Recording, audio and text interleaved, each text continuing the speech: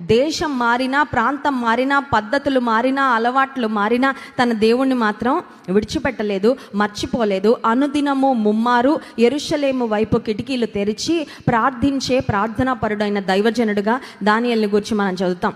ముమ్మారు మోకాళ్ళు వేసి ప్రార్థించాడేమో కానీ తన దినచర్యలో భాగంగా వర్క్ చేస్తున్నా, ఏం చేస్తున్నా, I'm sure Daniel continuously prayed to God. చూడండి, ప్రార్థన అనేది కేవలం మోకాళ్ళ మీదకి వచ్చినప్పుడే మనం చేసేది కాదు. డ్రైవింగ్ చేస్తూ కూడా ప్రార్థన చేయొచ్చు, వంట చేస్తూ కూడా ప్రార్థన చేయొచ్చు, వాషింగ్ మెషిన్లో బట్టలు వేస్తూ కూడా ప్రార్థన చేయొచ్చు, వాకింగ్ చేస్తూ కూడా ప్రార్థన చేయొచ్చు, వర్క్ చేసుకుంటూ కూడా ప్రార్థన చేయొచ్చు. దానియేలు ప్రార్థనా పరుడైన దైవజనుడు, రోజుకి ముమ్మారు మోకాళ్ళుని ప్రార్థించేవాడు. కానీ మోకరించకుండా ప్రార్థన అనేది దేవునితో మనం చేసే సంభాషణ కదా. అతనికి ఉన్న బిజీ స్కెడ్యూల్లో రాజు క్రింద ముఖ్యుడిగా దానియేలు ఉన్నప్పటికీ ప్రార్థన